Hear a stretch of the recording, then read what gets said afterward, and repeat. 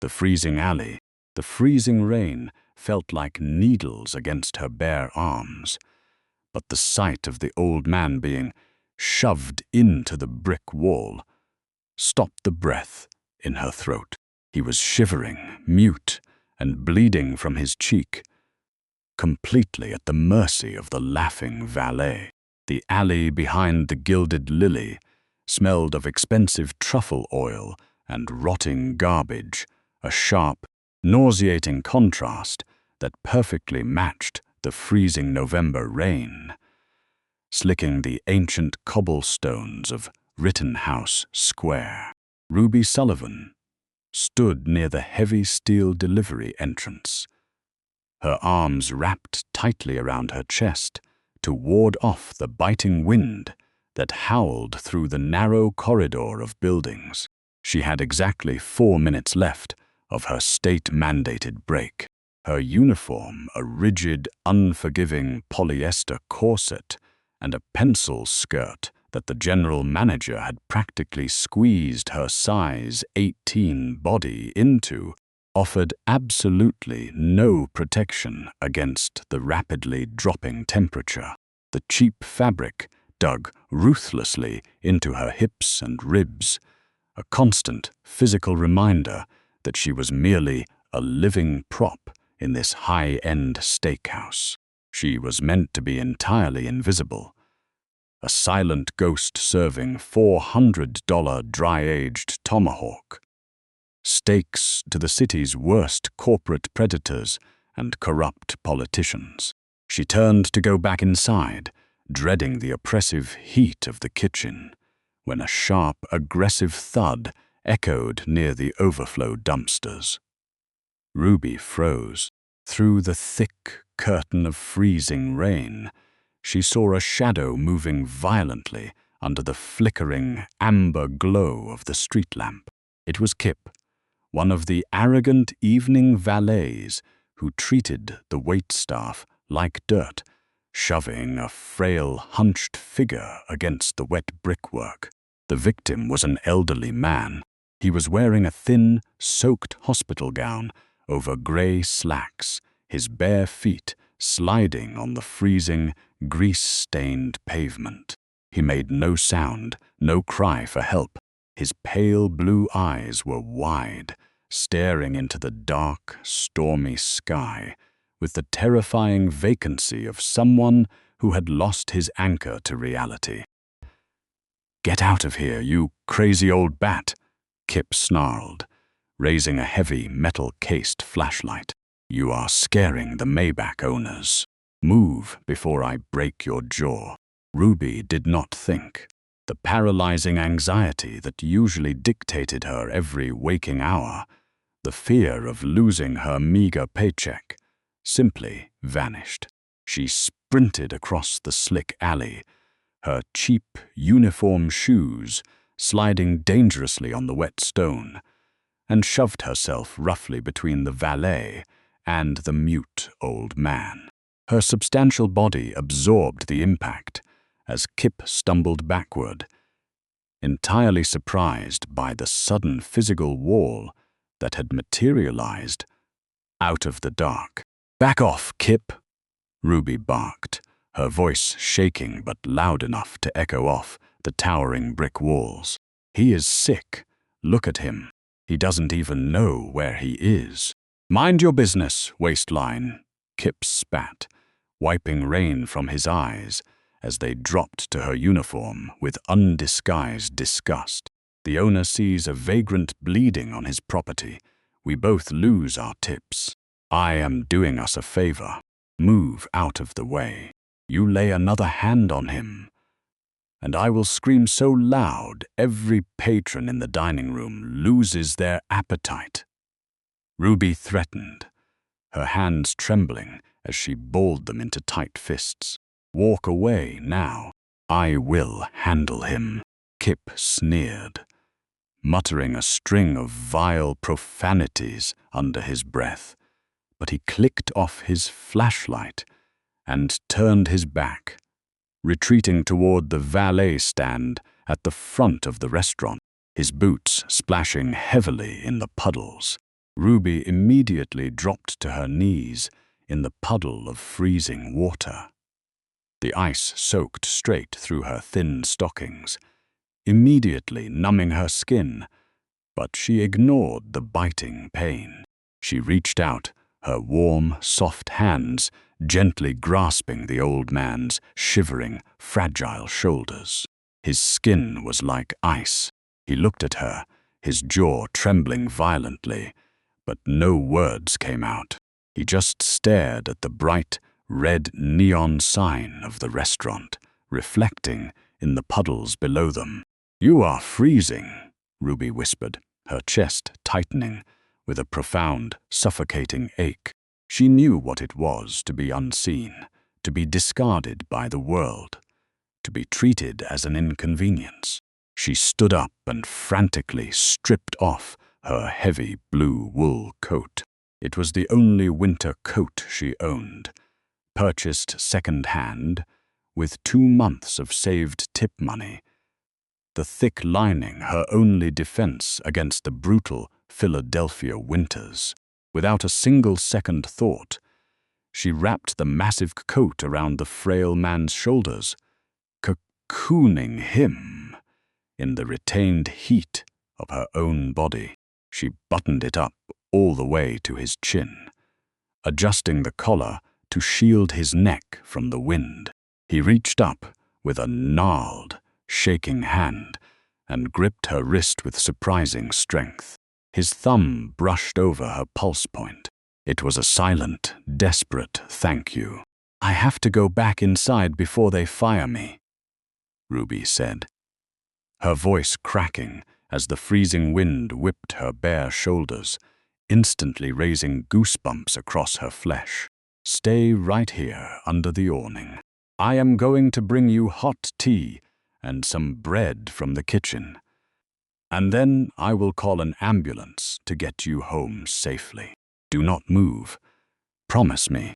The old man nodded slowly, sinking deeper into the warmth of her blue coat. The gilded lily. Ruby turned and practically threw herself through the heavy metal service doors, instantly hit by the suffocating, grease-laden heat of the industrial kitchen. She was soaked to the bone. Her auburn hair was plastered to her cheeks in wet, heavy strands, and the cheap corset was now glued to her skin, making every breath a localized torture. She grabbed a clean towel from the linen rack, frantically dabbing it at her face and bare arms as she pushed through the swinging wooden doors into the main dining room. The gilded lily was a cathedral of wealth. Massive crystal chandeliers cast a warm golden glow over plush velvet booths, masking the ruthless business deals being struck over expensive wine. The air smelled of roasted garlic, expensive perfume, and old money. Ruby kept her head down, trying to navigate the narrow spaces between the tightly packed tables, acutely aware of the way her wide hips bumped against the heavy wooden chairs. She felt massive, clumsy, and completely out of place in a room designed for the sleek and the cruel. "Well, look what the cat dragged in." The voice hit her spine like a bucket of ice water, far colder than the rain outside. Ruby stopped dead in her tracks, clutching her silver serving tray to her chest as if it were a shield. Standing perfectly in her path, blocking the aisle to the bar, was Bradley Pierce. Bradley wore a bespoke navy suit that probably cost more than her rent for the entire year. His hair was perfectly styled, his smile sharp, calculated, and predatory. 2 years ago, he had been a low-level accountant, a nobody who used Ruby to balance his life. Now, he was engaged to the restaurant owner's daughter and desperately trying to climb the ranks of the Falcone organization. He was also the man who had spent 3 years systematically destroying Ruby's self-worth, criticizing every bite she took, every space she occupied, until she finally found the courage to pack her bags in the middle of the night and leave him. "Bradley," Ruby murmured, her eyes darting to the patterned carpet. "Excuse me, I have tables to serve." "You look like a drowned rat, Ruby," Bradley said loudly, projecting his voice so it carried over the ambient hum of the dining room. Several heads at the nearby tables turned to look. He stepped closer, his eyes raking over her soaked, clinging uniform with a sneer of pure revulsion. "Still stuffing yourself into that uniform, I see. I told my fiancée to mandate a weight limit for the waitstaff, but she is far too generous." Ruby felt the familiar, suffocating heat of humiliation rush up her neck, burning her cheeks. Her lungs seized. She tried to step around him, but he shifted his weight, deliberately blocking her path. "Our engagement party is here on Saturday," Bradley continued, his voice dripping with venomous joy. He leaned in, lowering his voice to a cruel whisper. "You are on the schedule to serve the champagne. I want to make sure you do not drop anything with those clumsy, heavy hands. Oh, and I noticed your name on the staff RSVP sheet. Blank, as usual. Where is your +1, Ruby? Wait, who would want to be seen with that?" He gestured vaguely to her body, his laughter low and cruel. "You really should have taken those files from my desk when you had the chance, Ruby. Might have bought you a better life than this, but you were always too stupid to see the big picture." Ruby felt the hot tears burning the back of her eyes. The entire dining room felt like it was pressing in on her. The wealthy patrons were watching, whispering behind their linen napkins, finding mild amusement in the degradation of a helpless waitress. She looked toward the brass bar, making desperate eye contact with Sarah, the head bartender, and the only person Ruby considered a genuine friend in this miserable place. Sarah was wiping down the counter, her eyes wide with sympathetic panic. But she did not move from her station to help. Ruby stumbled forward, pushing past Bradley with her shoulder, ignoring his sharp bark of indignation, and practically crashed into the heavy brass rail of the bar. She gripped the cool metal, her knuckles turning white, her chest heaving violently as she fought a full-blown panic attack. "I cannot do this anymore," Ruby whispered, her voice a fractured, desperate rasp. She leaned over the bar, her face inches from Sarah's. "I need a date in 10 minutes, Sarah. I need someone to stand next to me so I don't look like the pathetic failure he says I am, or I am walking out that door right now and throwing myself into the freezing Delaware River."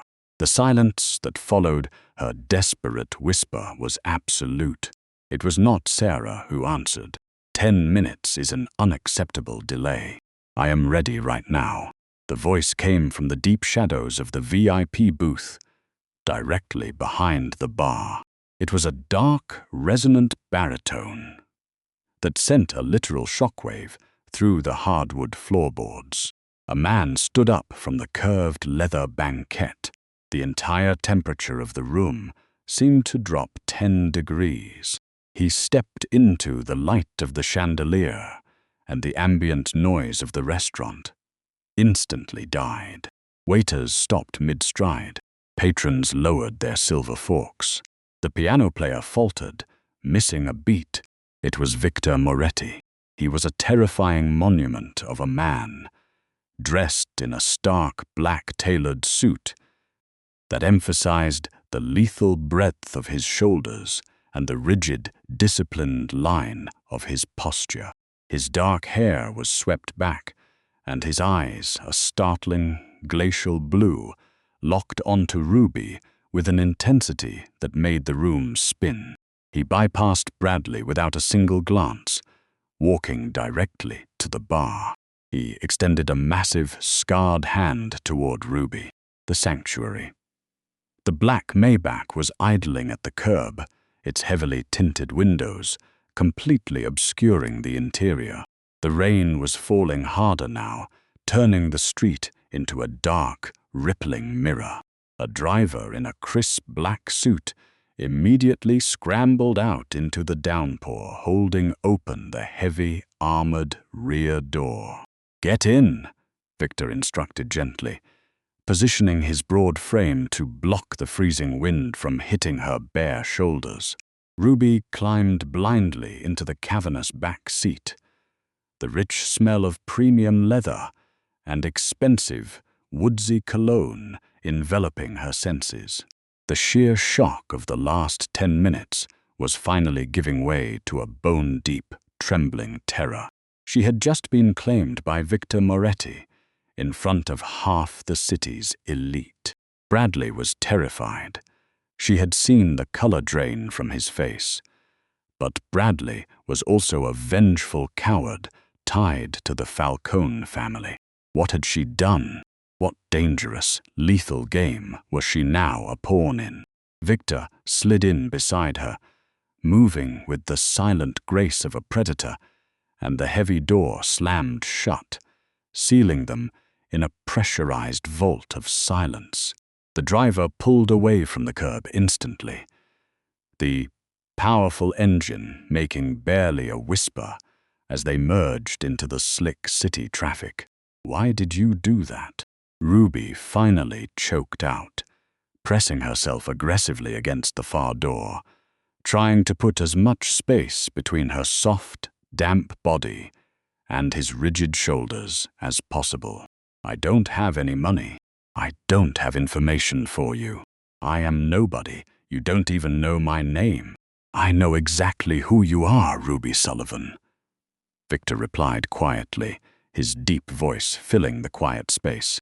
He reached out and pressed a polished silver button on the center armrest.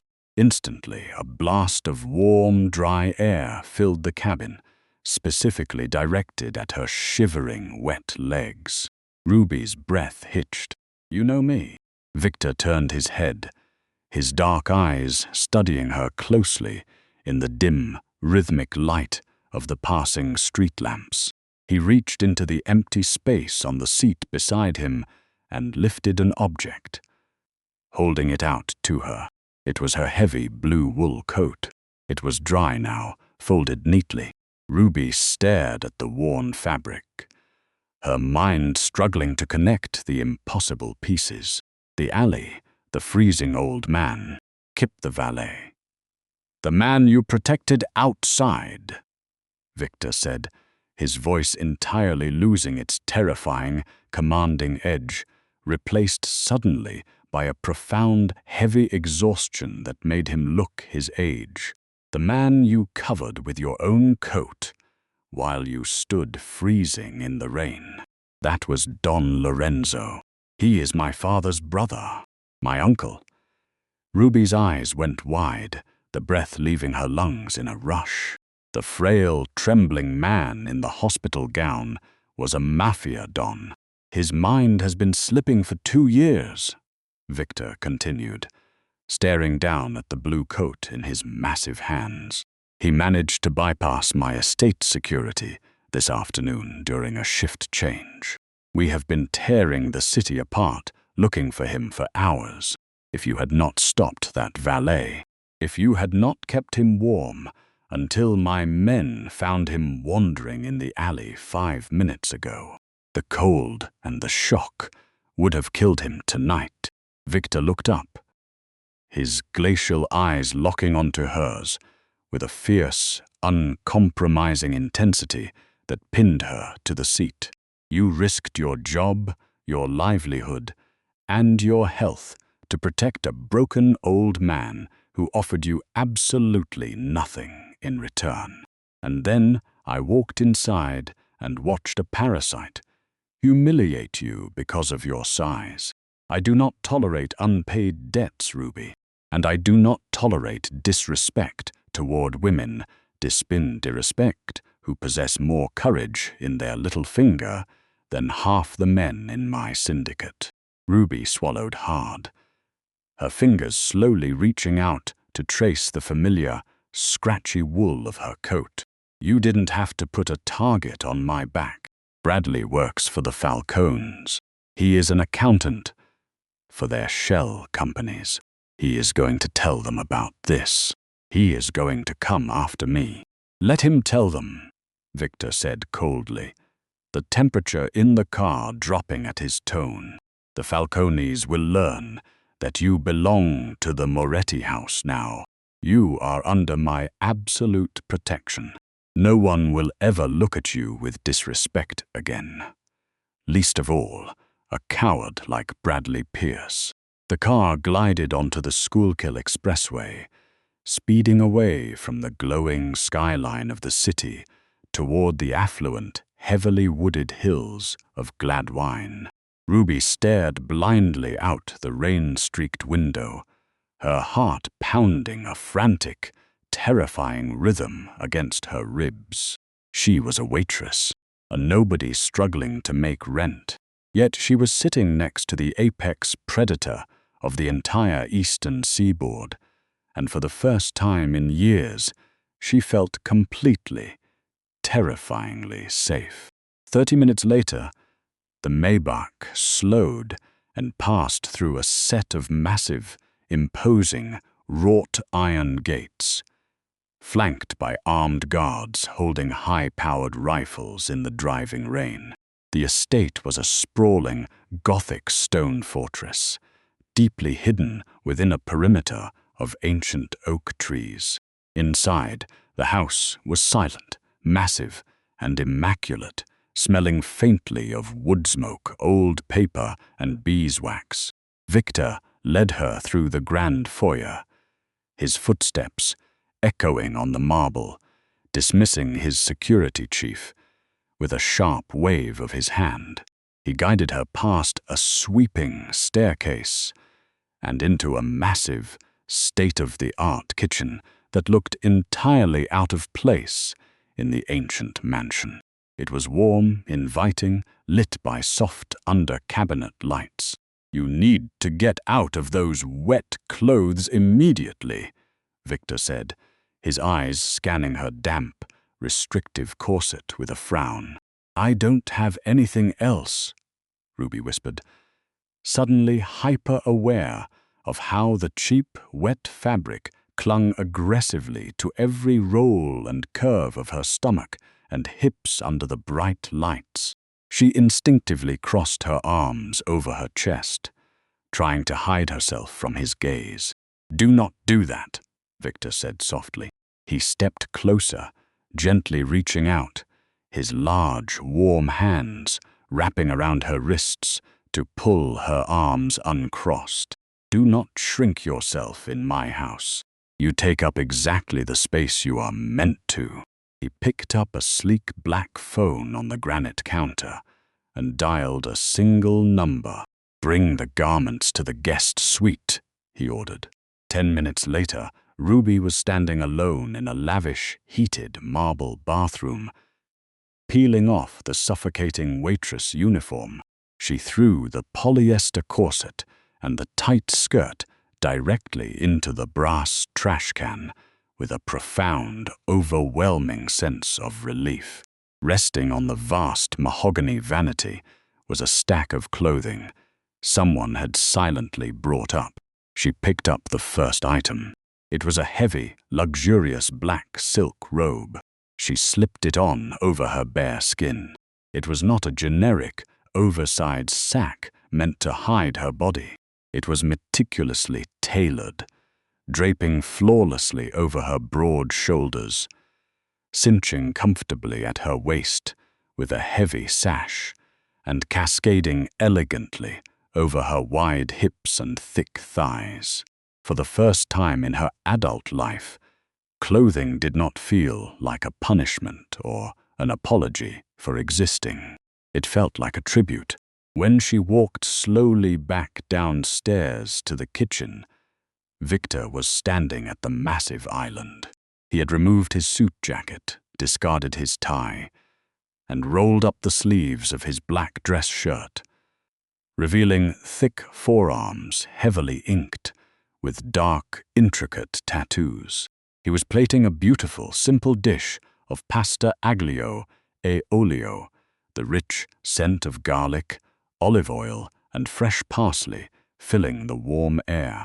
"Sit," Victor commanded gently, pulling out a heavy, cushioned oak bar stool for her. Ruby sat down, the cool silk sliding smoothly against her skin. She looked at the steaming, generous bowl of food, placed carefully in front of her. No one had cooked for her in years. Bradley used to measure her portions on a digital scale, slapping her wrist sharply. If she reached for an extra piece of bread, the breech gunfire erupted. A sudden, deafening crack that shattered the heavy, comfortable silence of the estate. Ruby flinched violently, clutching the edge of the marble counter as her fork clattered to the floor.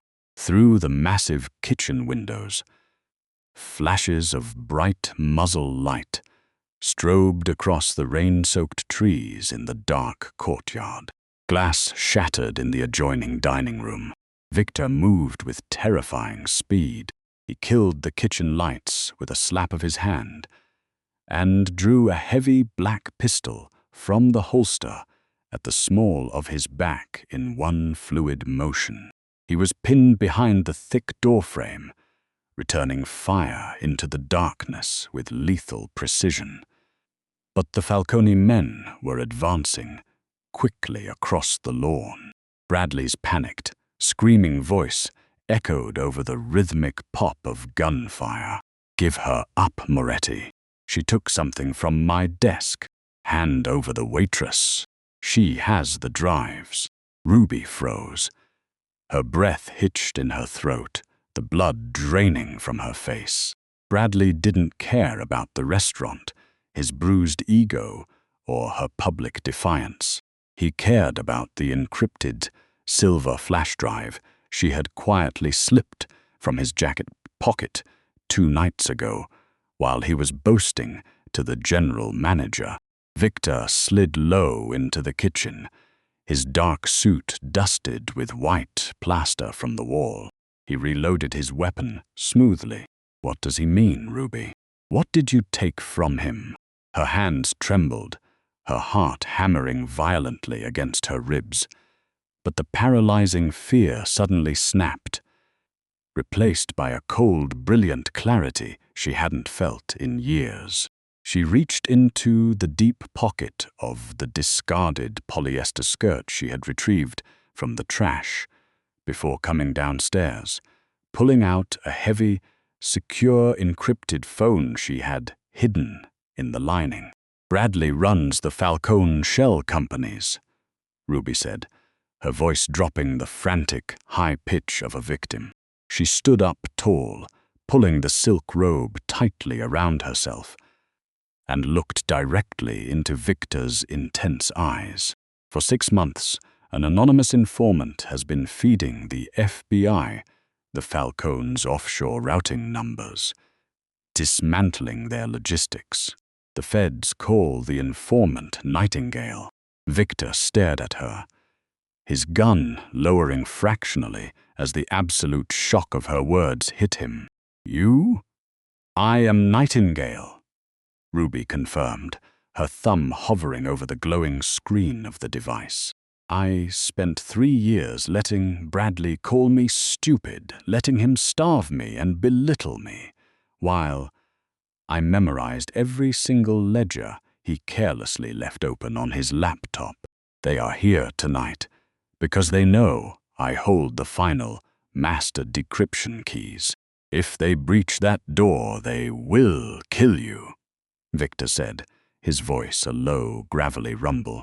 He moved quickly, stepping in front of her to shield her silk-clad body with his own massive frame. "They are too late," Ruby said. She didn't cower behind him. She stepped up right beside the undisputed king of the underworld, her thumb pressing down heavily on the screen. Send. A soft final chime echoed from the device in her hand.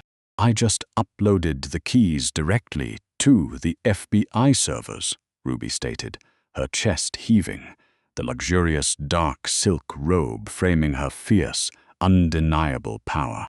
Bradley's accounts are completely frozen. The Falcone Empire just dissolved into nothing. Outside, the gunfire abruptly and confusingly ceased. Bradley's phone must have buzzed with the catastrophic financial alert. Panic instantly replaced his aggressive bravado. No, no, no, the accounts are locked. Everything is gone. Bradley shrieked into the rain, his voice cracking with pure terror. In less than 90 seconds, the distant rising wail of police sirens tore through the quiet Gladwine hills. The FBI was coordinating a massive sweep of the Falcone properties, and local tactical units were already swarming the estate gates. Tires squealed violently on the wet asphalt as the unmarked SUVs abandoned Bradley, leaving him screaming and sobbing in the rain to be arrested by the rapidly approaching cruisers. Absolute silence fell over the kitchen, broken only by the sound of the rain. Victor slowly holstered his weapon. He turned to Ruby, his icy blue eyes sweeping over her bare feet, the dark, rich silk, and the terrifying, beautiful intellect radiating from her face. "The threat is gone," Victor whispered, stepping so close she could feel the immense heat radiating from his chest. He gestured to the open kitchen archway leading back to the foyer. "The gates will open for you. You are free to walk away, Ruby. You have the FBI's gratitude. I will ensure you are never bothered by anyone in this city again." Ruby looked at the open door, seeing the quiet, lonely freedom it offered. Then she looked up at the ruthless, broken man standing before her, the man who had honored her dignity when the rest of the world had thrown her away like trash. She reached out and firmly grasped the lapel of his ruined jacket. "I am staying." Victor's large, scarred hand came up and covered hers, his grip anchoring her to him. He didn't smile, but a fierce, deeply territorial shadow settled over his sharp, handsome features. 3 days later, that shadow had become her permanent, undeniable reality. Ruby sat comfortably on the sunlit stone terrace, wrapped in a heavy, cream-colored cashmere sweater that swallowed her in soft, decadent luxury. She watched as Victor stepped out through the open French doors and silently slid a sleek tablet across the wrought iron table toward her.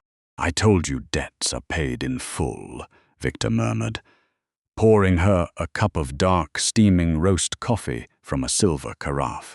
On the high-definition screen, a live security feed showed the familiar, grease-stained alley behind the Gilded Lily. Kip, the valet who had assaulted Don Lorenzo, was on his knees in the freezing, dirty slush. 2 of Victor's massive, stone-faced enforcers flanked him. Kip was sobbing hysterically, forced by the men to strip off his heavy winter coat, his uniform shirt, and his shoes until he shivered violently in nothing but thin undergarments in the brutal wind. "He will spend the next 12 hours learning exactly how the cold feels," Victor stated, his voice entirely devoid of pity or remorse. "If he survives the night without freezing, he leaves Pennsylvania forever." Ruby stared at the glowing screen, a chilling, dark thrill warring violently with her conscience. She didn't look away, and she didn't ask Victor to stop. She set the tablet face down on the table and looked out at the sprawling, perfectly manicured grounds of the estate. Her cramped, freezing apartment and past due bills were gone forever, replaced entirely by a suffocating, heavy blanket of absolute security. Later that afternoon, craving just a brief semblance of normalcy, she walked down the long driveway toward the massive iron gates, simply wanting to stroll down the public road and feel the outside world. Instantly, two heavily armed guards materialized silently from the tree line, blocking her path. "Ma'am, Mr. Moretti requires a full security detail for any perimeter excursions," the taller guard said, his tone perfectly polite but entirely unyielding. The heavy gates remained firmly, resolutely locked. She was safe from the Bradleys of the world, totally immune to the cruel, cutting whispers of the city's elite. But her ordinary, simple freedom had quietly vanished.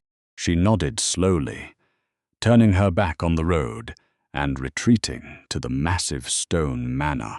The beautiful golden cage was sealed. Seeking Victor, she walked down the long hall and entered his private, mahogany-paneled library. The grand room was empty, smelling of leather and aged scotch, but his highly encrypted phone sat glowing on the center of the heavy desk. A notification pinged sharply in the quiet room. Ruby stepped closer, her deeply ingrained nightingale instincts flaring to life. The message read in bright white text: "Falcone was a decoy. Lorenzo's dementia is an act. Check the basement." Ruby's blood ran entirely cold as a faint, rhythmic, metallic tapping echoed ominously from the floorboards directly beneath her feet.